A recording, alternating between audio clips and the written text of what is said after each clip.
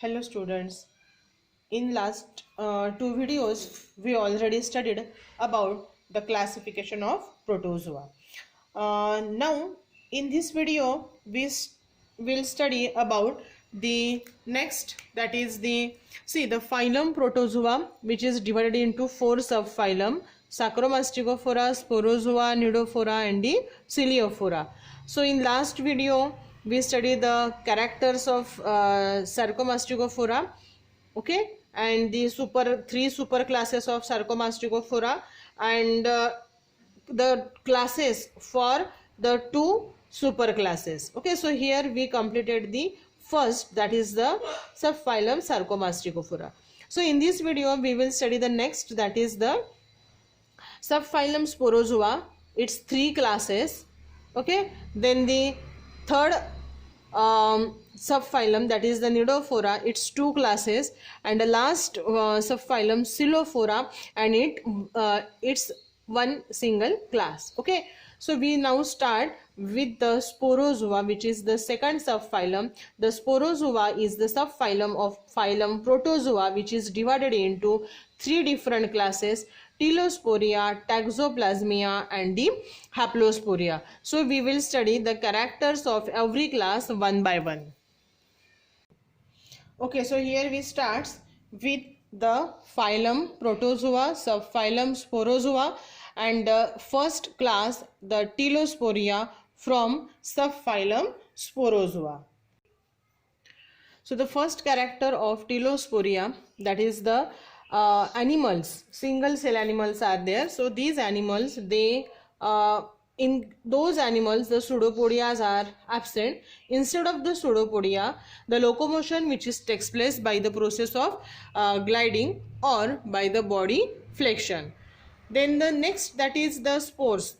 The animals, they are able to produce the spores, and the spores, they are without capsule or without filament. The spores, they may be naked or they may be encysted. Okay, means covering is there, or they are without covering, since we call them as the naked spore. Then the adult one, they are known as the trophozoites. So these adult trophozoites, they are with the single nucleus. Okay, then the reproduction which takes place by two method, asexual method and the sexual method. In case of sexual method, there is a formation of spores takes place. Then these animals particularly, they are the parasitic one, and when they are they shows the parasitic mode of life, means they are the parasites. They are present inside the body of the host. Now specifically, these parasite animals from the Telosporia, they are present in the epithelial cells as well as the blood cells of invertebrate animals. Okay, so invertebrate animals, they are act as the host, and inside their body the Telosporia, they are present specifically in the epithelial cells and the blood cells. The next character is that the pellicle, which is the outermost covering, that is present, and the nutrition which is observed here, that is of the sporozoic type. Okay, so all this is about the characters of the Telosporia. See, this is the example of the Telosporia, that is the Plasmodium. We know the Plasmodium vivax, which causes the malaria. Okay, so here this is the trophozoite of the Plasmodium vivax. The second class, that is the Toxoplasmia. So the subphylum Sporozoa, which is with the second class, that is class Toxoplasmia. Now we study the characters of the Toxoplasmia. The animals from Toxoplasmia, they are not showing the process of spore formation. Okay, so here we are saying that the spore formation is absent. Here only the asexual method of reproduction is there, and the asexual reproduction which is occurred by the binary fission. The flagellas and pseudopodia, they are absent. The cyst produces, but the cyst possesses with the many naked sporozoites. Okay, so many sporozoites, they are combiningly covered by a covering, we called it as the cyst. Then these animals are also act as a parasites, but they are present in vertebrate animals. Okay, so here the hosts are the vertebrate animal. Okay, so all this is these are about the characters of the taxoplasmia. The sarcocystis is the example, and another example is the toxoplasma. Okay, so these are the two examples of the class taxoplasmia. Okay, so here we start with the Haplosporia, which is the third class from the subphylum Sporozoa.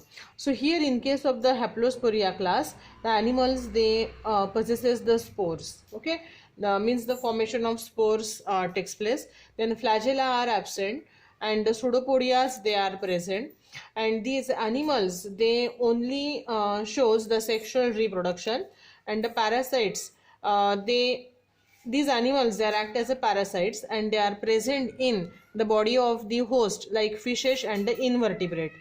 So fishes are the vertebrates, and if you just study the invertebrate animal, so specifically in case of invertebrata they attack on the annelida. Annelida means the earthworm like animals. Okay, so here the animals from the Haplosporia they are act as a parasites of both vertebrate and invertebrate animal. Then they possesses the small pores, and these small pores they are present in a cyst. So these are all the characters of the Haplosporia. The example of the Haplosporia, that is the Haplosporidium. Okay, and the another example is the Ichthyosporidium. So these are the two example of the Haplosporia. Okay, so we starts with the next subphylum Pneudophora. Already we studied the characters of the Pneudophora, subphylum Pneudophora in the first video, and in the second video, now in this video we will study the two classes of the Pneudophora. The two classes from the Pneudospora, they are the Mixosporoidea and the Microsporoidea. Okay, so here we will study the characters of both these classes. Okay, so here now we starts with the class Mixosporoidea from the subphylum Pneudophora. So this is the first class from the Pneudophora, subphylum Pneudophora. So these animals from the Mixosporidia, these animals they possesses the spores, and the spores they are multicellular in origin. So what is multicellular? Actually, this multicellular in origin means they are developed from many nuclei and are enclosed in 2 or 3 valves. And since we are saying that the spores are multicellular one, and the polar capsules which is present with either 1 or 2 or 4 filaments. Okay, then the next one, they are act as the parasites, and specifically they are present inside the body of the fishes. So we call the fish as the host for the Mixosporidia. Then the trophozoites are present, and these trophozoites they are amoeboid, and they are not intracellular. Okay, so all these are the characters of the Mixosporoidea, and the example is the Myxidium and the Triactinomyxon. So these are the two examples. Okay, so this is the second class, that is the Microsporidia. So the Microsporidia, the animals from the class Microsporidia, they are small, and they possesses the small spores with the univalve membrane. Then the polar capsule is present, and sometimes it is absent. In the animals who possesses the polar capsule, they are with 1 or 2 filaments.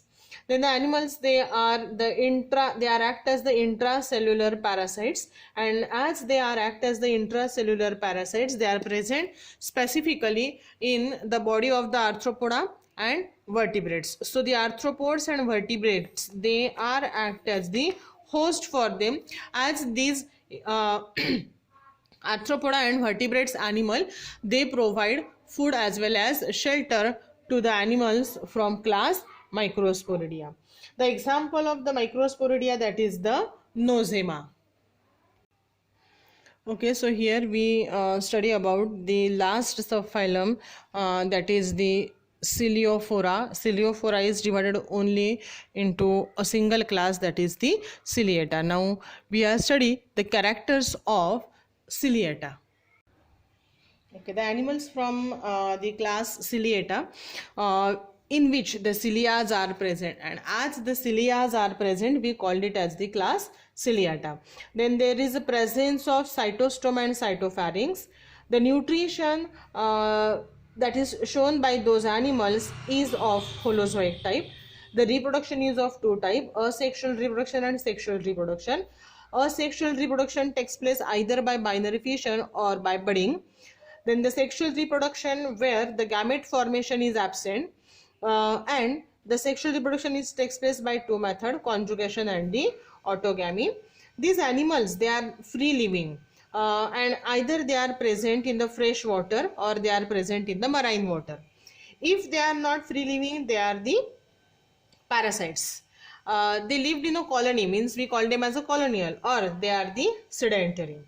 The animals, they possesses the two nucleus. One is large in a size and one is small in a size. So mega nucleus and micro nucleus. So these are the two type of nucleus. The mega nucleus is known as a vegetative nucleus, and micro nucleus, which is known as the reproductive nucleus, which take part in the process of sexual reproduction, specifically in the conjugation and the autogamy. Okay, so here the infraciliary system is present, and this infraciliary system is actually helpful for process of locomotion.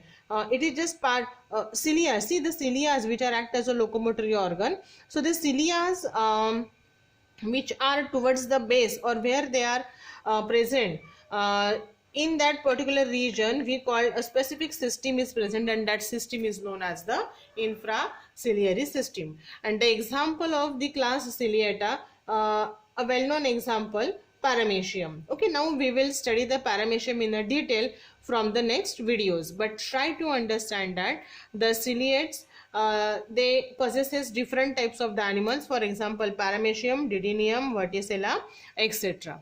Okay, so from the next video we will study in a detail we will study the structure of the Paramecium, and that Paramecium is from phylum Protozoa, subphylum Ciliophora, and class Ciliata.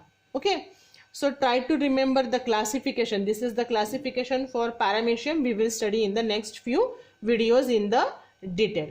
Thank you.